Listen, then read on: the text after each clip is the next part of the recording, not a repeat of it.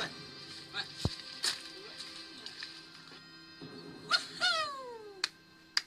Walah.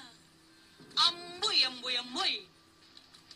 Bukan main bersera lagi korang, Berdua-duaan. Yang lain tak ada. Berpesta ayam korang. Ada hal apa ni Abang Saru?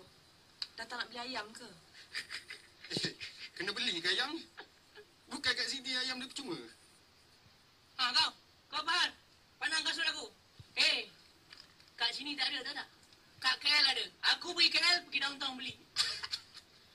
Apa masalah hampa sebenarnya ni? Pergi balik. Jangan duk buat kacau kat sini. Pergi balik. Apa dia?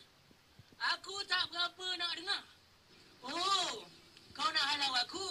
Nak cuci aku.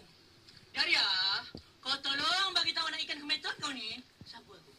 Sebelum aku lumat-lumatkan dia jadi belacan. Hang pun tak kenal aku siapa lagi tau.